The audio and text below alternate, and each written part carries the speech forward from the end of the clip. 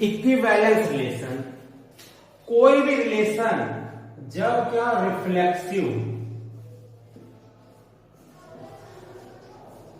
Symmetric and transitive, कोई भी relation जब रिफ्लेक्सिव भी हो, सिमेट्रिक भी हो और ट्रांजिटिव भी हो, तो ऐसे रिलेशन को हम कहते हैं इक्विवेलेंस रिलेशन। कोई भी रिलेशन जब रिफ्लेक्सिव भी हो, सिमेट्रिक भी हो और ट्रांजिटिव भी हो, तो वो रिलेशन क्या कहलाएगा? Equivalence relation. एक एग्जांपल द्वारा देख लेते हैं। Let T be set of all triangle.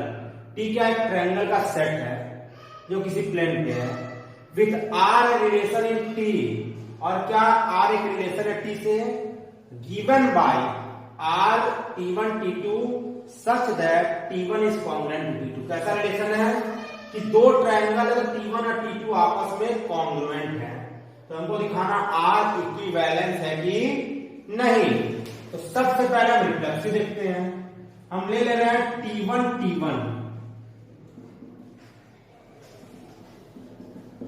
हम सेट टी में एक ट्रायंगल T1 ले रहे हैं, ठीक है। सभी ट्रायंगल का सेट अगर टी सेट टी में एक एलिमेंट ले रहे हैं T1, तो कोई भी ट्रायंगल T1 है तो अपने खुद के कॉन्ग्रुएंट होगा कि नहीं? T1 is congruent to T1। ये हाथ मेरे खुद के कॉन्ग्रुएंट है, इसलिए दोनों आपस में कॉन्ग्रुएंट है, इसलिए क्या हो जाएगा? रिफ्लेक्सिव। अब हम सिमेट्रिक देखते हैं। सिमेट्रिक ले रहे हैं हम T1 और T2 दो एलिमेंट ले रहे हैं, is related to R। Means इसका क्या हुआ? T1 congruent to T2। तो जब T1 T2 कॉन्ग्रुएंट है, T2 भी तो T1 के कॉन्ग्रुएंट होगा। T1 T2 को कॉन्ग्रुएंट है, T2 भी तो T1 के कॉन्ग्रुएंट। मींस देखिए ये एक मार्कर है, ये मार्कर, ये इसके कॉन्ग्रुएंट है, तो ये भी तो इसके कॉन्ग्रुएंट होगा, दोनों आपस में कॉन्ग्रुएंट होंगे। ये हाथ इस हाथ के कॉन्ग्रुएंट है, मेरा बायां हाथ दाहिने हाथ के कॉन्ग्रुएंट, दाहिना भी तो बाएं के कॉन्ग्रुएंट होगा। T1 T2 कॉन्ग्रुएंट और T2 T1 भी कॉन्ग्रुएंट, इसलिए क्या हो जाएगा? T2 T1 related to R, इसलिए क्या हो गया? सिमेट्रिक। ट्रांजिटिव देखते हैं। T1 T2 is related to R and T2 T3 is related to R। हम क्या बोल रहे हैं? T1 congruent to T2, relation यही है ना, and T2 congruent to T1 T2 congruent है, T2 T3 के कॉन्ग्रुएंट है, इंप्लॉइड है T1 भी तो T3 के कॉन्ग्रुएंट होगा, इसलिए क्या हो जाएगा? T1 T3 related to R, इसलिए क्या हो गया? ट्रांजिटिव भी हो गया। ये रिलेशन हमारा रिफ्लेक्सिव भी है, सिमेट्रिक भी, ट्रांजिटिव, इसलिए R क्या हो जाएगा? R is equivalence. ये हमारा हो गया, आप देख लीजिए, नोट कर लीजिए। फिर एक और एग्जांपल देख लेते हैं। अब हम नेक्स्ट एग्जांपल देखते हैं। जब लास्ट वीडियो में हम लोगों ने सिमेट्रिक, रिफ्लेक्सिव और ट्रांजिटिव पढ़ा था, तो हमने कहा था एनसीईआरटी का 1.1 एक्सरसाइज लगाने की कोशिश करिए। तो मात्र एक स्टूडेंट हमें पूरा 1.1 लगा के सेंड किया है, सत्यम धर दुबे जी। आपको बहुत बहुत थैंक्स कि आपने घर पे लॉकडाउन के वक्त पढ़ने की कोशिश की। ऐसे सत्यम बेटा आप सॉल्व करते रहिए। तो हम देखते हैं, so that relation R in set Z. Z मतलब क्या? इंटीजर। जेड प्लस रहेगा तो पॉजिटिव इंटीजर, जेड माइनस है तो negative integer of integers, given that R क्या है? A b is related to 2 divides a minus b. ऐसा relation है ए बी कि उनका डिफरेंस का 2 से डिविजिबल होता है। इक्विवेलेंस दिखाना है कि a माइनस बी जो, अरे ए बी जो है इक्विवेलेंस मतलब रिफ्लेक्सिव भी है, सिमेट्रिक भी है, ट्रांजिटिव भी है। तो हम रिफ्लेक्सिव लेते हैं। ए रिलेटेड टू R। क्यों भैया? क्योंकि a माइनस ए 0 आएगा, 0 तो हमारा 2 से डिवाइड है, 2 डिवाइड्स 0, 2 से डिवाइड नहीं करते तो 2 से 0 कट जाएगा, तो a हमारा इसका एक एलिमेंट हो जाएगा, 0 हमारा 2 से डिवाइड है, तो क्या हो जाएगा? R is reflexive. अब सिमेट्रिक के लिए लेते हैं। सिमेट्रिक के लिए हम ले रहे हैं a b is related to R। Means क्या? a माइनस बी होगा जो 2 से डिवाइड करना, 2 से डिविजिबल, तो a माइनस बी को 2m मान ले रहा है। 2 से डिविजिबल है तो 2 का मल्टीपल ही तो होगा, मान लीजिए 10 है ए और बी हमारा है 6, 10 माइनस 6 कितना 4, 4 2 का ही तो मल्टीपल है, 2 इंटू 2, तो a माइनस बी 2m है, तो b माइनस ए कितना हो जाएगा, b माइनस हो जाएगा -2m, तो 2 का तो ये भी मल्टीपल होगा b माइनस ए, इसलिए क्या हो जाएगा ba is also related to r, तो ba related to r इसे क्या जाएगा, r is क्या symmetric,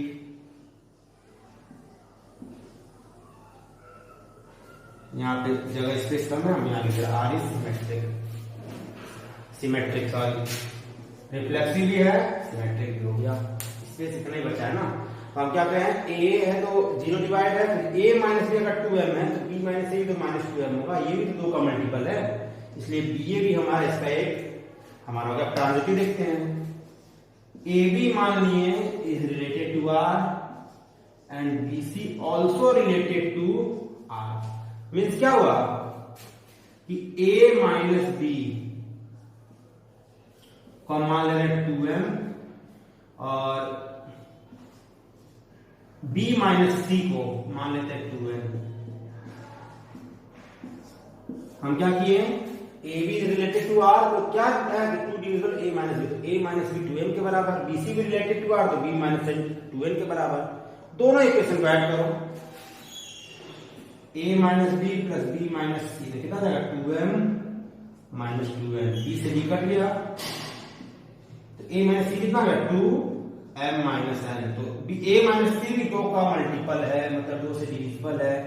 employed that AC is also related to R, तो AC R से रिलेटेड, AB R से रिलेटेड है, BC भी R से रिलेटेड है, इसलिए AC भी R से रिलेटेड, इसलिए क्या आ जाएगा R is ट्रांजिटिव, तो R is ट्रांजिटिव हो गया, तो ये रिफ्लेक्सिव या सिमेट्रिक भी ट्रांजिटिव, इसलिए क्या आ जाएगा ये हमारा इक्विवेलेंस फंक्शन हो गया, इक्विवेलेंस रिलेशन हो गया। तो अब नेक्स्ट वीडियो में आज हम पढ़ेंगे ऑनटू और इनटू और 1 और many one function. Next video में हम 1.1 और 1.2 सॉल्व करेंगे। तो अब हम टाइप ऑफ फंक्शन पढ़ेंगे एज पर मैपिंग। मैपिंग का मीन्स हम लोगों ने क्लास फर्स्ट ईयर में टाइप ऑफ फंक्शन पढ़ा था एज पर ग्राफ, जिसमें बहुत सारे फंक्शन थे, modulus function, greater integer function, list integer function, बहुत सारे। अब हम पढ़ेंगे as per mapping. As per mapping का मतलब क्या, ये देखते हैं, वहां पढ़े थे एज पर ग्राफ। मान लीजिए फंक्शन है x टू y, मान लीजिए दिया ये x है, ये y इक्वल्स fx है, x दिया 1 2 3 4 और y दिया 1 2 3 4 5 6 7 8। एक फंक्शन दिया fx equals 2x, fx equal 2x को लिख सकते हैं y इक्वल्स 2x। तो फंक्शन बनाइए, 1 रखेंगे यहाँ, x की जगह 1 पुट कीजिए, 2 बन जाए 2 पुट करिए, 2 2 जा 4, 3 पुट कीजिए, 2 3 जा 6, 4 करिए, 4 2 जा 8। तो हम इसको रिलेट करें, 1 की इमेज कितनी है, ये कहलाता प्री इमेज, ये इमेज, तो 1 की इमेज है 2, 2 की इमेज है 4, 3 की इमेज है 6 और 5 की इमेज है 4 की इमेज है 8। तो यही कहलाता हमारा मैपिंग। अब यहाँ पे हम फर्स्ट ईयर में भी पढ़े थे, प्रीवियस वीडियो में पढ़े थे फंक्शन, तो आपको तो पता होगा ही, लेकिन मैंने बस आपको कुछ नहीं पता है। फंक्शन क्या होता है, फंक्शन क्या होता है, एक टाइप का रिलेशन होता है। सभी फंक्शन तो रिलेशन होते हैं, लेकिन सभी रिलेशन फंक्शन नहीं होते हैं। स्पेसिफिक यूनिक फंक्शन, कुछ रिलेशन जो होते हैं वो फंक्शन होते हैं। जैसे फंक्शन होने के लिए 2 कंडीशन होती है, पहली कि हर एक प्री इमेज का कोई ना कोई एक इमेज हो, यहाँ पे एक भी ब्लैंक रहेगा तो वो फंक्शन ही रिलेशन हो जाएगा। हर एक प्री इमेज का कोई एक ना एक क्या हो इमेज हो। दूसरा, एक प्री इमेज का एक से ज्यादा इमेज नहीं हो सकता, मीन्स ये नहीं होना चाहिए। एक प्री इमेज के 2 इमेज नहीं हो सकते हैं, एक प्री इमेज के 2 इमेज नहीं होंगे, लेकिन एक इमेज के 2 प्री इमेज हो सकते हैं। फंक्शन में ये नहीं हो सकता, ये हो सकता है। फंक्शन में कभी भी एक प्री इमेज, एक डोमेन के 2 रेंज नहीं हो सकते हैं। वहां पे दो डोमेन के एक रेंज हो सकता है फंक्शन में। हमेशा फर्स्ट एलिमेंट रिपीट नहीं होना चाहिए फंक्शन में, कंडीशन में।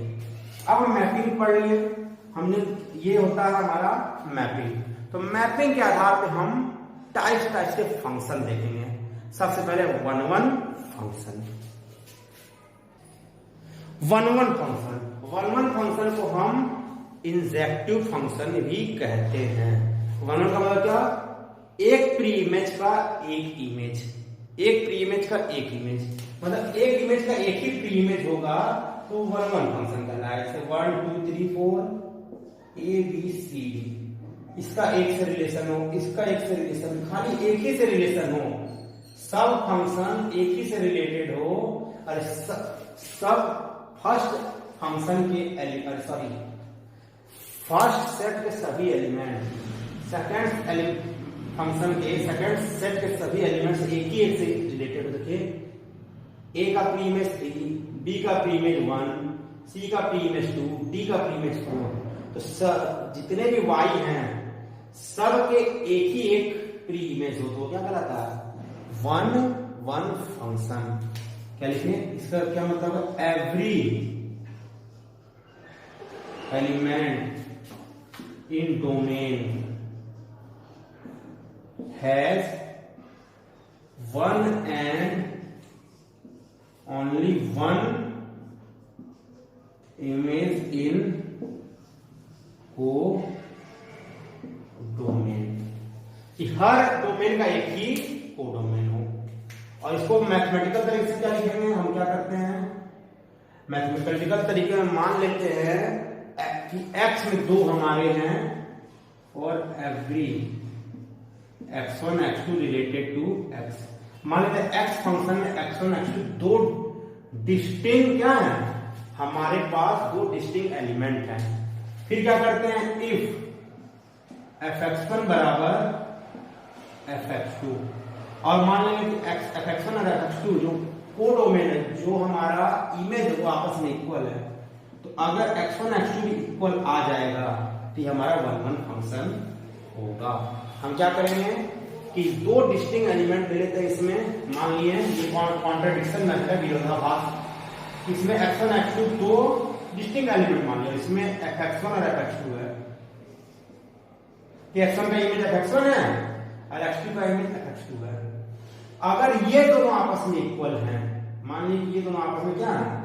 इक्वल, तो इन दोनों को भी आपस में अगर इक्वल आ जाएगा तो ये हमारा वन वन फंक्शन होगा, नहीं तो वन वन फंक्शन नहीं होगा। वन वन फंक्शन क्या होता है कि सभी एलिमेंट जो y के हैं उनका एक ही प्री इमेज हो, एक से ज्यादा प्री इमेज ना हो तो वो वन वन है। और सेकंड क्या होता है? मैनी वन, कि एक से ज्यादा प्री इमेज हो। जैसे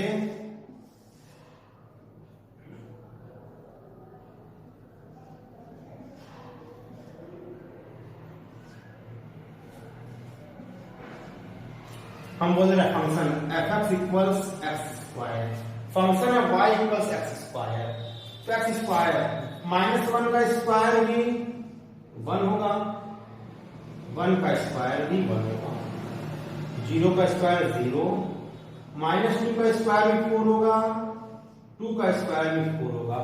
तो देखिए मैनी का 1 इमेज, मैनी का 1 इमेज। जब मैनी एलिमेंट्स का 1 इमेज होंगे तो वो मैनी वन फंक्शन है, और जब 1 एलिमेंट का 1 इमेज होगा तो क्या है? वन वन फंक्शन है। तो एक एग्जांपल द्वारा हम ये वन वन फंक्शन समझते हैं। एग्जांपल क्या है?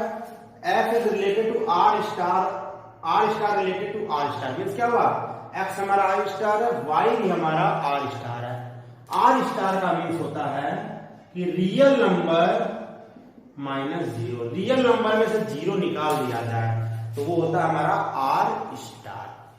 तो क्या बोला है कि f(x) equal to 1/x is one one function. हमको दिखाना है 1/x वन वन फंक्शन है।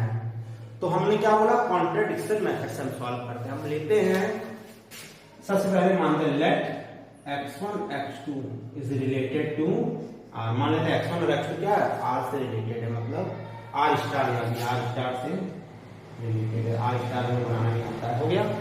तो हम क्या करते हैं, इफ fx1 इक्वल fx2, मान ले सपोज करते हैं fx1 बराबर fx2 है, अगर इसको मानने से x1 और x2 भी इक्वल आ जाती है, 1 1 है, तो fx1 fx कितना 1/x, तो fx1 हो जाएगा 1/x1 और fx2 हो जाएगा 1/x2।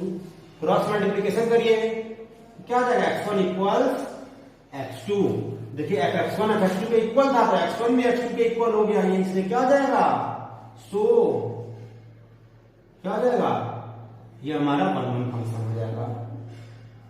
डायरेक्ट लिखते हैं fx equals 1/x is 1 1 function. एक और देख लेते हैं, बोल दिया fx इक्वल्स x स्क्वायर, ये 1 1 है कि नहीं, तो ये 1 1 नहीं होगा। हम मान लेंगे लेट, पूछा fx equal x square is 1 1 और not for all real number, तो let x1 x2 is related to r, fx1 equal fx2, fx1 कितना है, x1 स्क्वायर और x2 हो जाएगा x2 स्क्वायर, जब स्क्वायर हटाएं तो x1 इक्वल कितना आएगा, प्लस माइनस x2। देखिए एक इमेज में दो इमेज हो, दो आ जा रहा है, प्लस माइनस में हो जा रहा है, तो क्या हो जाएगा, सो fx equal x square is not 1 1। तो स्क्वायर फंक्शन कभी भी 1 1 नहीं होगा, वो होगा मैनी वन फंक्शन। देखिए दो आ रहा प्लस में और माइनस में, तो जब भी 1 1 बोलेगा तो x1 x2 दो एलिमेंट लेंगे, फिर fx1 इक्वल fx2 मानेंगे, और x1 इक्वल x2 आ जा रहा था, वो 1 1 है, नहीं तो 1 1 नहीं है। ऑन टू फंक्शन को हम सर्जेक्टिव भी कहते हैं, जिस प्रकार 1 1 फंक्शन को इंजेक्टिव कहते हैं, वैसे ऑन टू को कहते हैं सर्जेक्टिव। ऑन टू फंक्शन क्या होता है, इससे हम फंक्शन को रिप्रेजेंट शॉर्ट फॉर्म में करते हैं, function f(x(y) is said to be onto if every element of y is image of some element in x। कैसा फंक्शन हो जाएगी, y के हर एलिमेंट f के कुछ एलिमेंट का इमेज होना ही चाहिए। मीन्स क्या, मानिए x और ये y है, ये x और ये y, तो y के हर एलिमेंट माने a b c d e दिया, 1 2 3 4 5, y के हर एलिमेंट x के कुछ एलिमेंट का इमेज होना ही चाहिए। मान लीजिए इससे रिलेटेड है, ये इससे, ये इससे, ये इससे, तो ये ऑन टू होगा नहीं होगा, क्योंकि एक एलिमेंट y का बच गया। बोला every element of y is image of some element in x, कोई भी नहीं बचना चाहिए, y का कोई भी एक एलिमेंट बचना है। क्या ना, y के सभी एलिमेंट अगर x से कुछ एलिमेंट से रिलेटेड होंगे तो क्या होगा, ऑन टू फंक्शन। अगर एक एलिमेंट बच जा रहा है तो ये क्या हो जाएगा, इनटू फंक्शन। ये हमारा ऑन टू।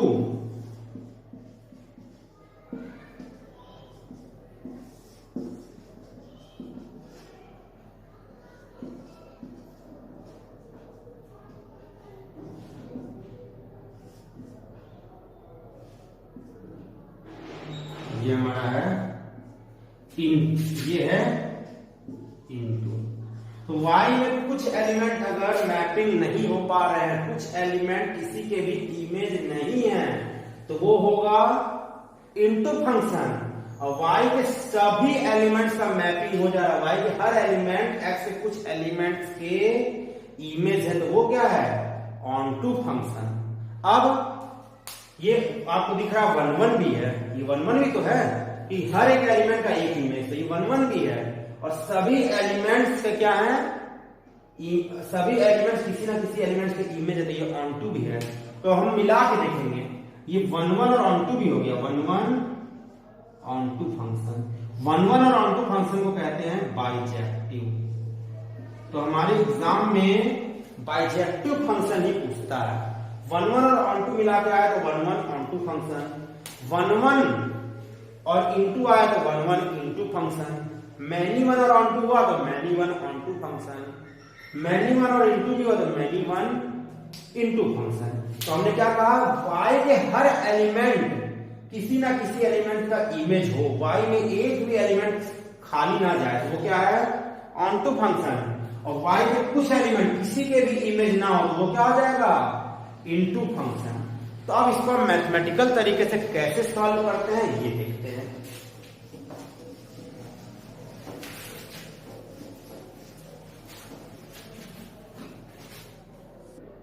अब ऑन टू फंक्शन को एक एग्जांपल समझते हैं। क्या दिया, f R to R given by f to बराबर एफ एक्स बराबर x cube plus two for x is element of are.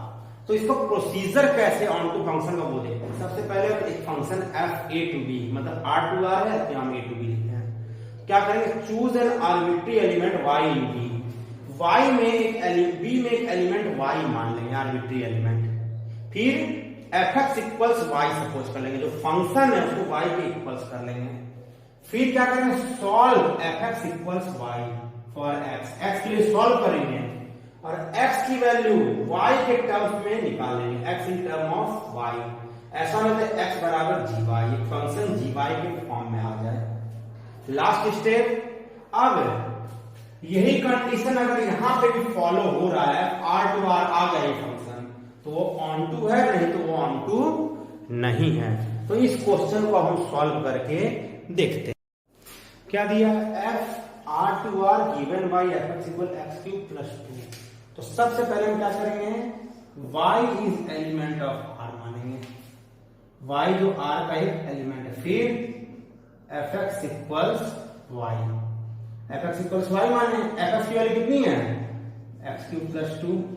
अब x की वैल्यू y के टर्म से सॉल्व करिए, तो x इक्वल्स कितना आ जाएगा, y minus two to the power one by three. तो यहां हम क्या देख रहे हैं कि कोई भी x y की वैल्यू रखे तो वो x आएगा रियल नंबर। देख लीजिए, y वन रखे तो minus one two the power one by three, वो भी एक रियल नंबर है।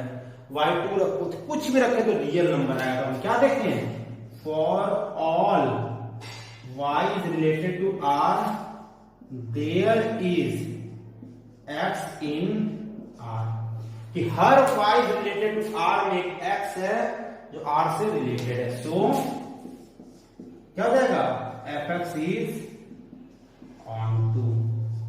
अब ये तो ऑन टू का प्रोसीजर ये होगा, एफ एक्स बराबर वाई मान के एक्स की वैल्यू वाई के टर्म्स में निकालो। अगर रियल है तो रियल आ जाए, नेचुरल है तो नेचुरल आ जाए, इमेजिनरी है तो इमेजिनरी आ जाए।